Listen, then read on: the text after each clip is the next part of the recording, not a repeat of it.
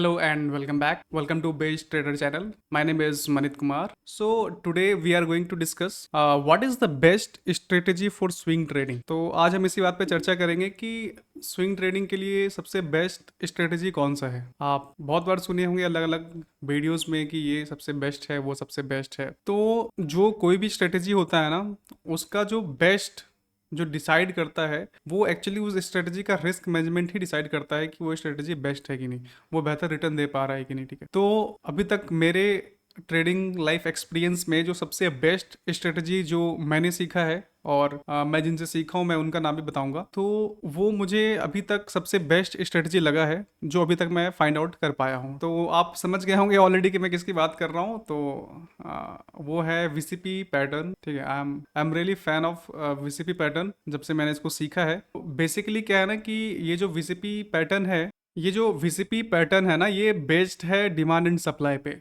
और आपको पता है कि कोई भी मार्केट प्लेस में जो कि गिग इकोनॉमी है, जहाँ पे बीट एंड आस्क होता है, वहाँ पे द ओनली मेन फैक्टर जो इम्पोर्टेंट है जो मार्केट को मूव करने के लिए, वो है डिमांड एंड सप्लाई। अगर सप्लाई ज़्यादा है तो मार्केट नीचे जाएगी, अगर डिमांड ज़्यादा है तो मार्केट ऊपर जाएगी। तो सेम केस में जो हमारा स्टॉक मार्केट है, ये गिग इकोनॉमी है। यहाँ पे लोग बिड कर रहे होते हैं, at the same time ask rate होता है, बिड रेट होता है। तो अगर यहाँ पे जो भी है ना, वो जो फंडामेंटल है जिस कारण से मार्केट मूव करती है, वो डिमांड एंड सप्लाई है। अभी आप देख रहे हैं मेरे सामने निफ्टी चार्ट खुला हुआ है, तो यहाँ पर भी क्या है ना कि ये बीड एंड आस्क ही है।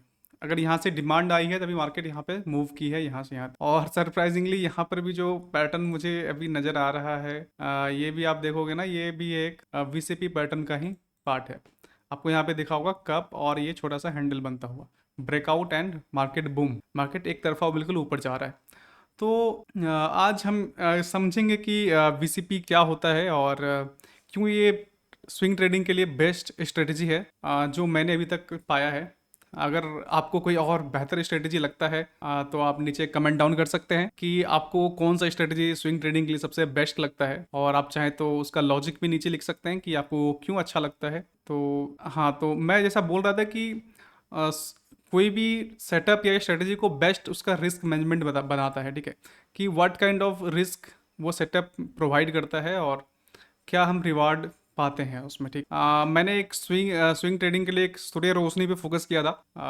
तो आई गॉट टू हेयर कि हाँ, वो स्टॉक चला नहीं। द स्टॉक इज सूर्य रोशनी, मतलब इतना अच्छा मार्केट में भी वो स्टॉक नहीं चल पाया।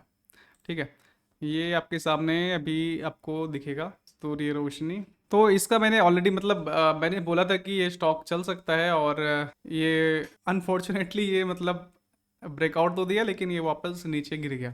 ठीक है, तो आप देख सकते हैं कि मैं यहाँ पे इस वाले वीसीपी फॉर्मेशन की बात कर रहा था। मार्केट यहाँ से ब्रेकआउट दिया लेकिन वापस मार्केट फेल हो गया। ठीक है, हमारा स्टॉप लॉस समथिंग अराउंड ये था। तो क्या ये एक कारण है कि ये वीसीपी खराब है या फिर वीसीपी काम नहीं करता है? तो मैं आपको एक बात बताना देना चाहता हूँ कि ट्रेडिंग में there is nothing like 100%। Okay, it's a game of probability. यहाँ पे कुछ भी 100% नहीं है। एंड इनफैक्ट अगर आप कोई भी बिजनेस करते हैं, there is nothing like 100%, there is always probability. तो इवन इफ यू आर से कि आप 50 बार भी सही होते हैं ना, लेकिन अगर आपका प्रॉपर रिस्क मैनेजमेंट है तो आप उस 50 बार सही होकर के भी आप एक अच्छा खासा पैसा कमा सकते हैं। अच्छा खासा मतलब अच्छा खासा 100% like return you can make in a year. That is again a rough figure, don't take it in the figure this. ये कारण था कि मैं फिगर नहीं बताना चाह रहा था। या यू कैन मेक कि ऐसा पैसा बन सकता है मार्केट से, हाँ, लेकिन यहाँ पे 100%, 200%, 300%, अगर मार्केट खराब है तो 20, 30, 40% भी आप, depending upon the market and depending upon कि आप किस प्रकार से रिस्क मैनेजमेंट कर रहे हैं, तो वो जो है ना आपको इतना इस काइंड ऑफ आप मनी बना सकते हैं यहाँ से। ठीक है, तो ये सूर्य रोशनी था। कई लोगों ने बोला कि ये सेटअप काम नहीं किया। तो आज हम लोग चलिए इस पे वीसीपी पे हम लोग थोड़ा डिस्कशन करेंगे, और चलिए देखते हैं। हमें गूगल पे सर्च करता हूँ वीसीपी पैटर्न। ओके, तो हमारे सामने अभी वीसीपी पैटर्न खुल जाएगा। तो चलिए हम लोग एक एक कोई चार्ट खोलते हैं और उसमें समझने की कोशिश करते हैं। तो ये आप देख सकते हैं आपके सामने वीसीपी पैटर्न एक खुल चुका है। तो आइए हम इस पर थोड़ा डिस्कशन करते हैं कि वीसीपी पैटर्न होता क्या है। तो वीसीपी का सीधा सा कंसेप्ट है ना कि ये जब राइट साइड में जो है ना एक कंप्रेशन होता जाएगा। ठीक है, जैसे कि मार्केट यहाँ पे मान के चलिए आप नीचे से एक अप ट्रेंड आ रहा है,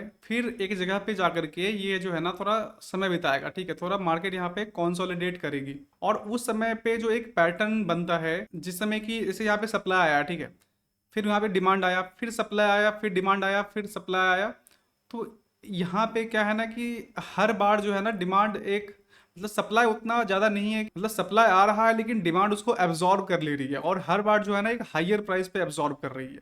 ये एक क्लियर कैरेक्टरिस्टिक दिखाता है डिमांड का। अगर मैं आपको इस चार्ट पे लेके जाऊं, अगर यहाँ पे मैं आपको कुछ बना के दिखाना चाहूँ कुछ इस प्रकार से, यहाँ से मान के चलिए एक अप ट्रेंड है। चलो मैं एक बात पहली बार सप्लाई यहाँ तक पुश किया नीचे मार्केट को, दूसरी बार सप्लाई यहीं तक पुश कर पाया और तीसरी बार यहीं तक पुश करके मार्केट ऊपर चला गया। तो इसको बोलते हैं वीसीपी पैटर्न। मतलब एक लेवल है जहाँ पर कि हमेशा सेलर आ रहे हैं और एक बार ऐसा आता है ना कि सेलर को यहाँ पे मतलब यहाँ पे इतना सेलर अब होता ही नहीं है और बायर आकर के मार्केट को ऊपर लेके जाता है। मतलब ये क्लियरली दिखाता है कि डिमांड सप्लाई अब खत्म हो चुका है, अब मार्केट में डिमांड बचा है, ठीक है।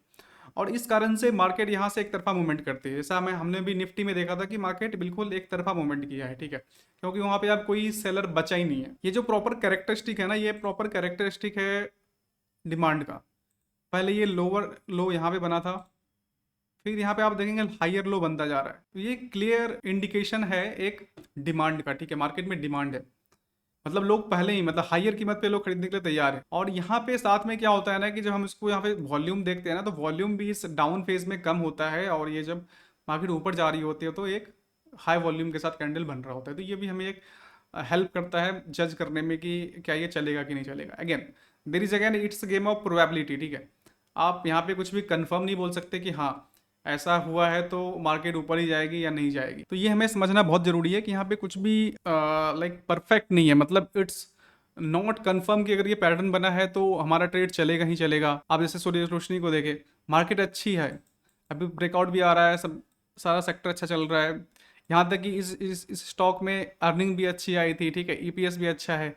फिर भी ये तो हम लोग स्टॉप लॉस इसीलिए लगाते हैं ताकि अगर हमारे लेवल को ब्रीच करे तो हम यहाँ पे निकल जाए। ये पूरा चीज जो है एक रिस्क मैनेजमेंट का पार्ट है। अगर मैं नेक्स्ट वीडियो बनाता हूँ कभी रिस्क मैनेजमेंट पे तो हम उस पर डिस्कशन करेंगे। अभी हम अपना डिस्कशन वीसीपी पे ही कंसंट्रेट करते हैं। तो वीसीपी जो है ना एक रिप्रेजेंटेशन है, ग्राफिकल रिप्रेजेंटेशन है ऑफ डिमांड एंड सप्लाई। अगर शायद ये एक बेस्ट तरीका है अगर हम लोग एक डिमांड सप्लाई को प्लॉट कर पाए।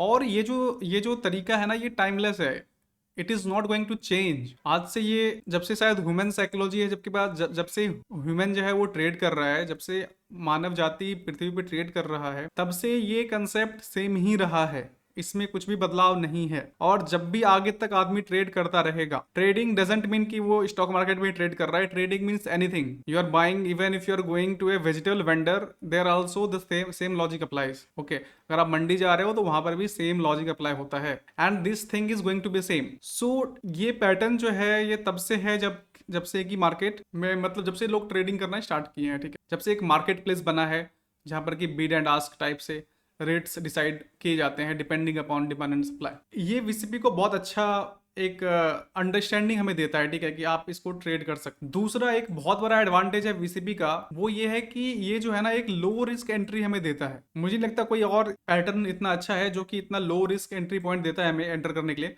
अगर आपको लगता है कोई पैटर्न है जो कि इससे कम लो रिस्क एंट्री पॉइंट देता है तो आप नीचे लिखें। तो यहाँ पे आप देखेंगे कि हम जो है ना स्विंग देखें कोई भी प्लेस में, एक जो स्विंग लो होता है ना वो एक लॉजिकल एसएल पॉइंट है, ठीक है, क्योंकि अगर वो स्विंग ब्रीच होता है इसका मतलब मार्केट में ट्रेंड बदल रहा है। तो यहाँ पे एक लॉजिकल बेस है। कई लोग क्या करते हैं ना, एक लेवल का ब्रेकआउट आया तो ब्रेकआउट कैंडल के नीचे स्टॉप लॉस लगा लिए।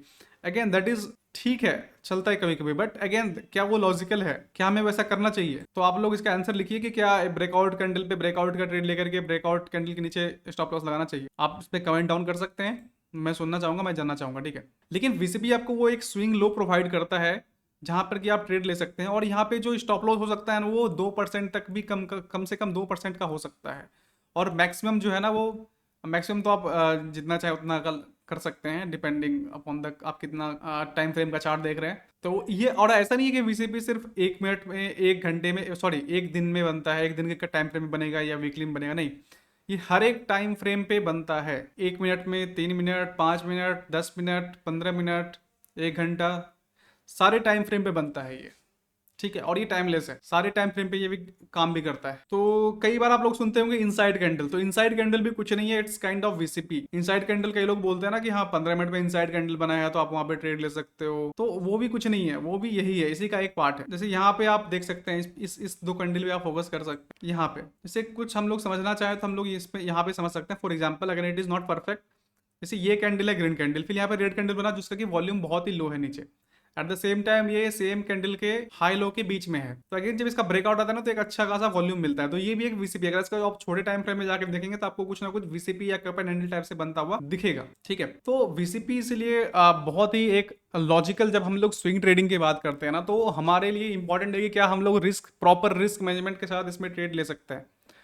तो जैसा मैंने अभी अभी हम लोग डिस्कशन कर रहे थे रिस्क की, कि हम लोग कितना परसेंट का रिस्क ले रहे होते हैं, तो मैं जो जनरली सजेस्ट करता हूँ या फिर जो मैं करता हूँ वो है कि कोई भी ट्रेड में 1% से ज़्यादा का रिस्क नहीं होगा। Suppose if I am investing 1 lakh rupees, तो उसमें मेरा 1% से ज़्यादा का रिस्क नहीं होगा। ठीक है, अगर मेरे पास एक 10 लाख का पोर्टफोलियो है तो मेरा एक ट्रेड में 1% मतलब 10 लाख का 1% 10,000 रुपये, तो मैं 10% 10,000 से ज़्यादा एक ट्रेड में रिस्क नहीं करूंगा। अगर फॉर एग्जांपल चलिए यहाँ से समझते हैं, अगर मान के चलो यहाँ पे हम लोग वीसीपी बनाए और इस ब्रेकआउट पे हम लोग मानते हैं कि हमने एंट्री किया। ठीक है, तो यहाँ पे जो हमारा रिस्क परसेंटेज था वो था 3.86, हम लोग एग्जाम्पल के लिए 4% मान लेते हैं। ठीक है, 4% का यहाँ पे मान लेते हैं कि रिस्क है, हम मान लेते हैं कि यहाँ पे 4% का, ठीक है, तो यहाँ पे हम लोग मान लेते हैं कि 4% का रिस्क है। तो इस 4% के रिस्क में हम किस प्रकार का ये ले सकते हैं, तो हमारे पास जो 10 लाख है ना, हम लोग यहाँ पे सेम रिस्क, हमारा रिस्क कितना होना चाहिए 10,000 रुपीज का। ओके, तो हम लोग यहाँ पे कितना डाल सकते हैं कि हमारा रिस्क जो है वो 10,000 रहे यहाँ पे, क्योंकि हमारा 4% है, हम लोग 25% का पोजीशन ले सकते हैं। 25% मतलब कितना 2,50,000, राइट। इसका हम अगर इसकी हम बात कर रहे हैं 4% की, ठीक है,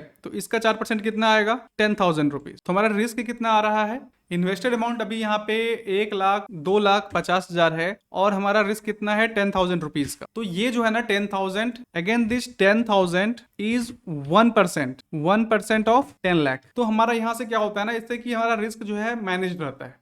अगर मेरा ये स्टॉप लॉस लेके गया फॉर एग्जाम्पल, तो कितना का लेके गया 10,000 का ले गया, दैट इज 1% ऑफ 10 लाख। तो अगर मान के चलो आप 5 स्टॉप लॉस दे भी देते हो एग्जाम्पल, ठीक है, मार्केट बहुत गंदा चल रहा है, मार्केट गिरता ही जा रहा है, तो आप कितना दे के जा रहे हो, तो आप कितना दे के जा रहे हो 50,000 दे के चले गए आप। ठीक है, लेकिन फॉर एग्जाम्पल गेम प्रोबेबिलिटी का है, लेकिन अगर आपका एक भी ट्रेड चलता है, अगर आपका कोई ट्रेड चलता है तो वो कितना रिटर्न दे सकता है वो भी आप नहीं सोच सकते। ठीक है, फॉर एग्जाम्पल हम अभी उस पर ही बात करेंगे। जैसे यहाँ पे हमारा रिस्क 10,000, अगर एक बार में चला गया तो 50,000 चला गया एक ट्रेड, मतलब अगर 5 ट्रेड में 50,000 गया। लेकिन अगर हम इसी में बात करें, एक ट्रेड अगर मान के चले जो मेरा चला है रिफेक्स इंडस्ट्रीज, ओके, आप अगर मेरा पुराना वीडियो देखेंगे तो वहां पे मैंने इस स्टॉक को मेंशन भी किया था। आप देखेंगे यहाँ पे एक लाइन ऑलरेडी ड्रॉ है, मैं इसको एक डार्कर लाइन से ड्रॉ करता हूँ, तो आप यहाँ पे देखेंगे कि प्रॉपर कंप्रेशन बना।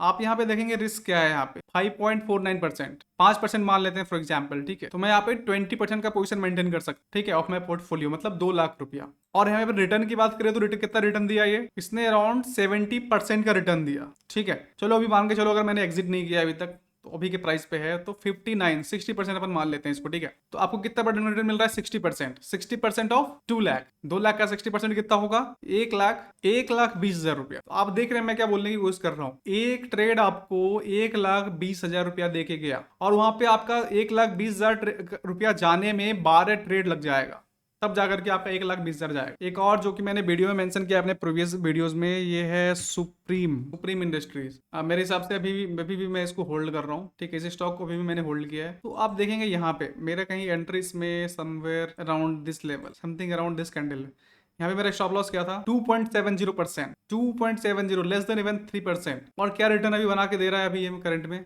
12%। रिस्क रिवार्ड कितना है 1:2, अगर इसको 3% भी मान लें तो 1:4 का ऑलरेडी ये दे चुका है मुझे। ठीक है, मतलब अगर यहाँ पे 3% भी मान लें, 30% का अगर मैं पोजीशन यहाँ पे मेंटेन करता हूँ तो 3 लाख पे 12% का रिटर्न या 13% का रिटर्न, ये मान ले 15% का रिटर्न। ठीक है, 15% ऑफ 3 लाख अराउंड 45,000 रुपया। तो एक ट्रेड जो है ना आपको 45,000 देके जा रहा है। तो ये मेन चीज है जिससे कि आप एक अच्छा पैसा कमा सकते, और कोई तरीका नहीं। आप ये सोचोगे कोई जितना भी हम ट्रेड लें या फिर सारा सही हो जाए, तो ऐसा नहीं हो सकता। सो अगेन हम यहाँ पे समझ सकते हैं कि अगर हमारा सारा ट्रेड सही भी नहीं हुआ ना, तो हमें कोई डरने की जरूरत नहीं है। इनफैक्ट अगर आप 1:3 का रिस्क रिवार्ड मेंटेन करते हैं तो आपका ट्रेड्स अगर सिर्फ 25% भी सही है ना, तब भी आपका कोई लॉस नहीं होना। मतलब अगर 100 ट्रेड लेते हैं और आपका सिर्फ 25 ट्रेड सही है, फिर भी आपको लॉस नहीं होना। सो अगेन वीसीपी, अगेन अगर depending upon the market condition, अगर मार्केट अच्छा है तो जो हमारा विन रेट होता है ना, जो स्ट्राइक रेट आप बोल सकते हो, it even goes up to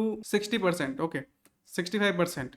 मतलब अगर मार्केट अच्छा है तो 65% आपका सारा ट्रेड सही होगा। मतलब जितना ट्रेड आप लोगे उसमें 65%, ऐसा अगेन ये प्रोबेबिलिटी है कि 65% तक हमारा ट्रेड सही हो सकता है। अगर मार्केट ख़राब चल रहा है, बहुत ख़राब चल रहा है, तो हो सकता है 20%, 30%, 40% तक जाए। तो depending upon the market condition हम जो भी कुछ भी जो कोई भी पैटर्न होता है ना, वो उसका स्ट्राइक रेट घटता या बढ़ता है। तो ये था आज का हमारा ये डिस्कशन। मैंने आपको ऑलरेडी भी किसके बारे में बताया था। तो ये है हमारा सूर्य रोशनी। तो यहाँ से हम समझ सकते हैं कि कोई ज़रूरत नहीं है हमें सारे ट्रेड सही करने का, और ये पॉसिबल भी नहीं है कि कोई भी ट्रेडर का सारा सेटअप, सारा ट्रेड जो है ना वो सही हो। ना होने की ज़रूरत है, ना ही आवश्यकता है हमें सारे ट्रेड सही करने का। अगर हमारा सारा ट्रेड सही हो जाए तो फिर तो सबसे रिचेस्ट पर्सन कोई एक ट्रेडर ही बन जाए, अगर उसका 100% सारा जो ट्रेड है वो हमेशा सही रहे। तो ये चीज़ को समझना बहुत ज़रूरी है। यहीं पे साइकोलॉजी आ जाता है ट्रेडर में, कि व्हाट काइंड ऑफ साइकोलॉजी, हमें किस प्रकार की साइकोलॉजी होना चाहिए एक ट्रेडर की, कि वो सेल थ्रू कर पाए all market conditions and all kinds of nuisances जो कि मार्केट में होते हैं। तो ये था हमारा आज का, मतलब ये अंडरस्टैंडिंग थोड़ा वीसीपी के बारे में। मैं फर्दर अब कोई नेक्स्ट वीडियो, अगला वीडियो में आपको बताऊंगा कि प्रॉपर रिस्क मैनेजमेंट कैसे करते हैं। तो हम किसी और वीडियो में समझेंगे इस चीज़ को कि रिस्क मैनेजमेंट क्या होता है, प्रॉपर रिस्क मैनेजमेंट हम लोग कैसे करते हैं। तो अगर आपका कोई डाउट हो, कोई क्वेरी हो किसी भी के रिगार्डिंग, तो आप ज़रूर नीचे कमेंट डाउन में पोस्ट कर सकते हैं, और मैं कोशिश करूँगा कि उसका एक प्रॉपर, एक अच्छा जवाब दे पाऊँ, क्वेरी को सॉल्व कर पाऊँ। तो नीचे कमेंट बॉक्स में आप लिख सकते हैं। तो उम्मीद है आपको ये लर्निंग वीडियो अच्छा लगा होगा, और अगर अच्छा लगा हो तो लाइक करें वीडियो को और चैनल को सब्सक्राइब करें। और अब भविष्य में भी आपको मैं रिस्क मैनेजमेंट पे, मार्केट साइकोलॉजी पे, ठीक है, कि एक ट्रेडर का साइकोलॉजी कैसा होना चाहिए, हमें उसे कैसे डील करना चाहिए, और कैसे हम एक कंसिस्टेंट प्रॉफिटेबल ट्रेडर बन पाए, इस पे मेरा और भी आगे का वीडियो आता रहेगा। तो please consider liking the video and please subscribe the channel. तो आज के लिए बस इतना ही, मिलते हैं अगले वीडियो में। तब तक के लिए till then goodbye, have a nice day.